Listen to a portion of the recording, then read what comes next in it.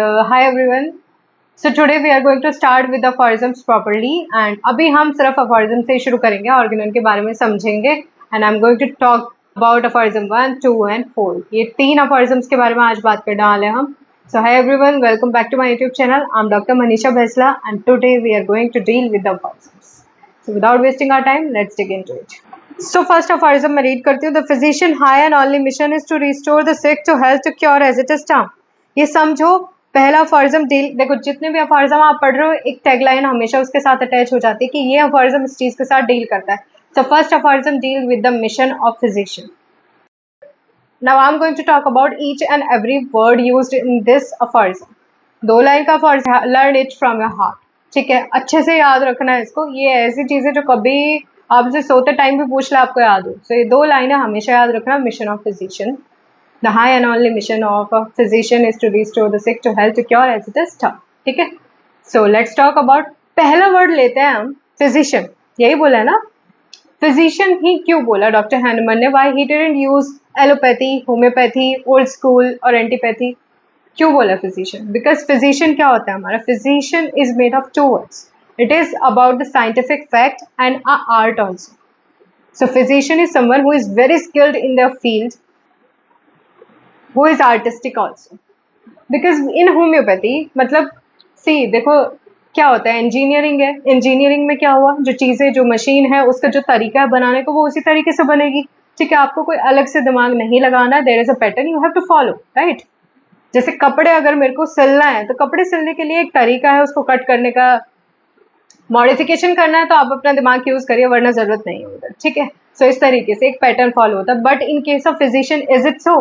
No, you have to diagnose the patient, you have to see the severity and then you will go with your prescription. So that is why it is physician. art और skill दोनों, science and art दोनों यहाँ पे लग रहा है. एक चीज नहीं है, सिर्फ science नहीं है, art also.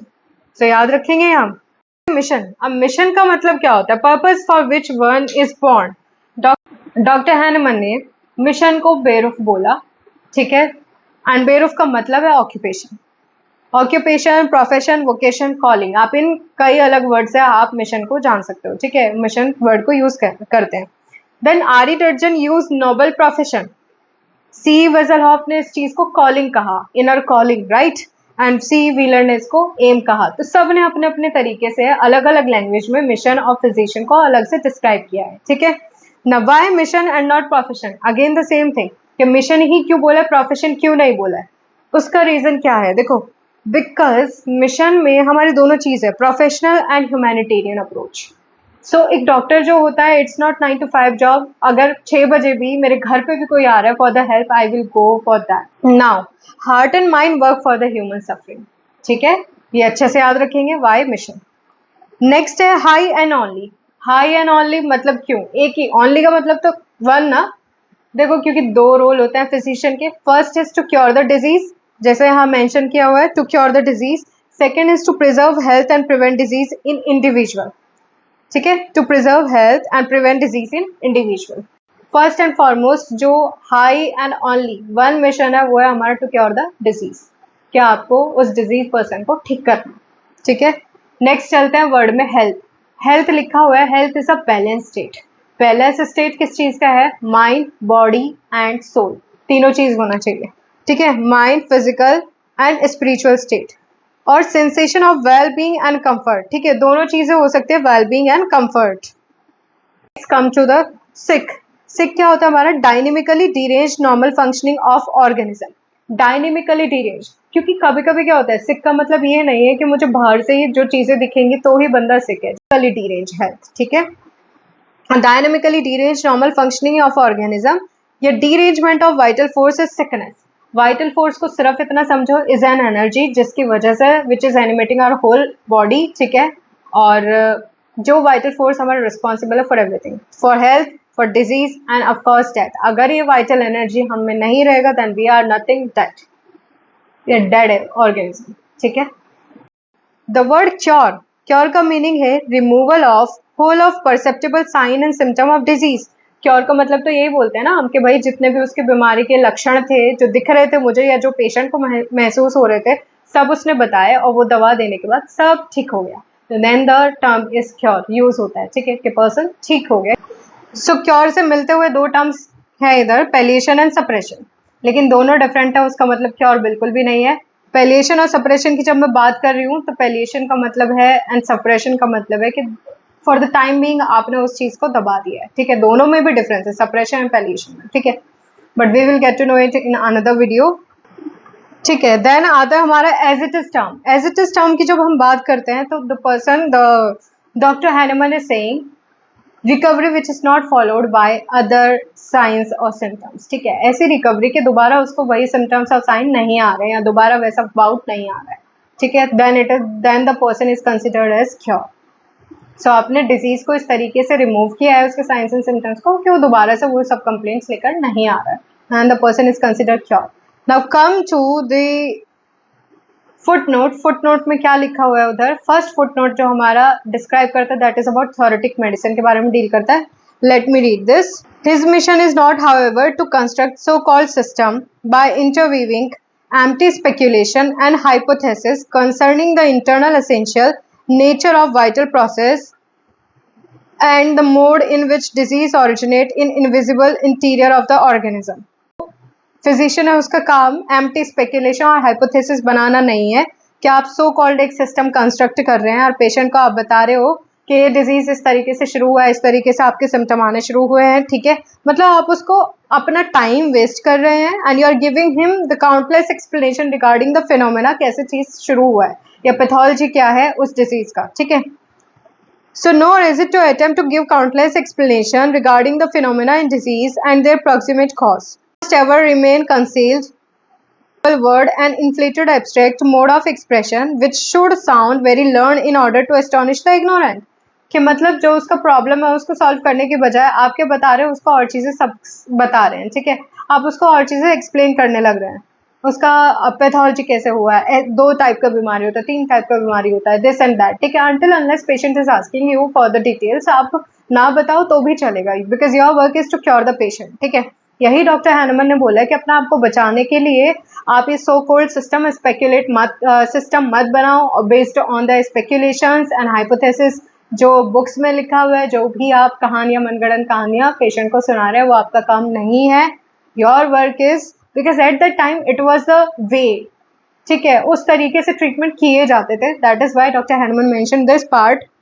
While its sick humanity shies in vain for it of such learned reveries to which the name of theoretic medicine is given, that is why he called it theoretic medicine, मतलब you are just talking and that based on hypothesis or speculation, तो theory part है, practical बात आप कोई नहीं कर रहे हो, that is why it is known as theoretic medicine, and for which special professorship are instituted we have had quite enough, and it is now high time that all who call themselves physicians should at length cease to deceive suffering mankind with mere talk and begin now.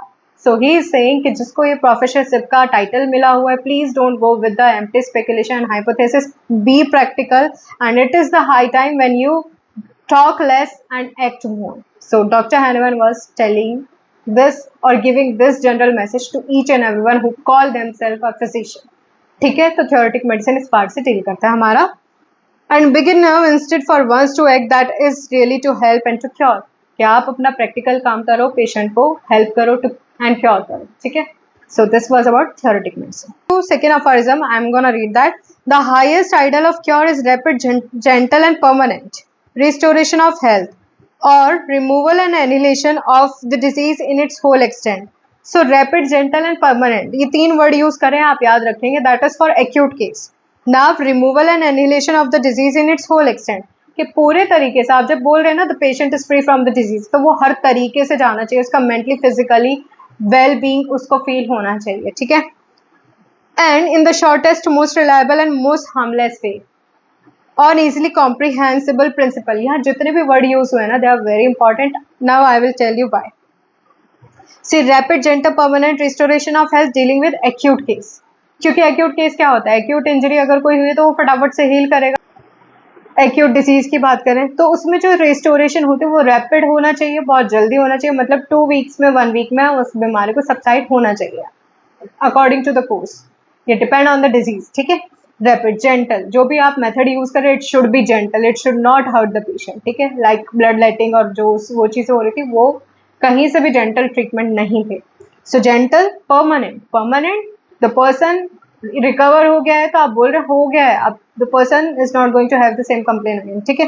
Restoration of health, removal और annihilation of disease in its whole extent, अच्छे पूरे तरीके से निकलना चाहिए. Then shortest, most reliable, most harmless, ये बात करता है विद द क्रॉनिक डिजीज, जो डिजीज बहुत टाइम से आ रही है, जिनका कोई एक रूट कॉज है और सिर्फ जिनके लिए आप पैलिएशन या सप्रेशन का काम नहीं कर सकते हैं, उसमें थोड़ा टाइम लगेगा. वहां पे आप रैपिड और जेंटल और परमानेंट वाली बात नहीं बोलोगे. लेकिन शॉर्टेस्ट थोड़े टाइम में, मोस्ट रिलायबल अच्छे. ठीक है. On easily comprehensible principle, comprehensible मतलब इजी टू अंडरस्टैंड, एक ऐसा प्रिंसिपल जिसको इजीली समझा जा सकता है, विच इज प्रूवन और जो एग्जिस्ट करता है. ठीक है. सो that is why he said easily comprehensible principle, because when we talk about allopathy there is no such principle, and when we talk about our homeopathy, then the homeopathy का जो principle है वो है let simile similibus curanter. ठीक है. तो ये एक बेस है, एक प्रिंसिपल है which you can make understand the other person also. कैसे? There are example, हमारा 26 और 27 हमारे कंसिस्ट करते हैं dealing with that part, nature's law of cure, उसी के बारे में बात कर रहे हैं हमारे. See this aphorism, shortest, reliable, most harmless way, यही चीज एस्केलेपस ने अपने टाइम पे बोली थी, बट उनका स्लोगन क्या था वो याद रखेंगे, और ये एग्जाम में एग्जामिनर पूछता है तो आप याद रखेंगे. Let us talk about aphorism 4 now, that he is likewise a preserver of health if he knows the thing that derange health and cause disease and how to remove them from person in health. देखो अभी तक जितने भी हमने अफॉरिज्म्स पढ़े हैं उसके बारे में, first was dealing with high and only mission of physician, second was dealing with highest ideal of cure, and fourth is also dealing with the physician. किस तरीके से? फॉर एग्जाम्पल ओरल कैंसर है तो आप बताते हैं ना ये गुटखा पान ये सब नहीं चबाना चाहिए. ठीक है. निकोटिन वाली चीज़ अवॉइड करनी चाहिए. तो you are telling something to the patient जो उसको हेल्प करेगा टू ग्रो अप. सही है. क्योर, उसको कैंसर नहीं होगा तो उसका बचाव हो गया. तो prevention is better than cure, and that is what he is dealing with, preserver of health. So likewise he is adviser of health to the society. कहीं ना कहीं वो सोसाइटी के लिए क्या है, एडवाइजर का काम कर रहा है. एक फिजिशियन एडवाइजर का काम कर रहा है. ठीक है. आपको एक सलाह दे रहा है, आपको हाइजीन, क्लीनलीनेस और इन सब चीज़ों के बारे में बता रहा है. ठीक है. बहुत ज़रूरी है ये सारी चीज़ें, and that is why he is also known as preserver of health, and this part is dealing with the preventive and social medicine. He is giving rules of personal and public hygiene, तो लोगों को help कर रहा है कि ताकि लोग ज़्यादा बीमार ना पड़े, अपने आसपास सफाई रखें. So this was all about today's video, and I will come back with a new one, and I hope you are getting some information about the organon and aphorisms also. I will try to make it easy for you. If you have any doubt, please comment in the comment box, and if you like my video, please share and subscribe. We'll meet in the next one. Till then, take care. Bye bye.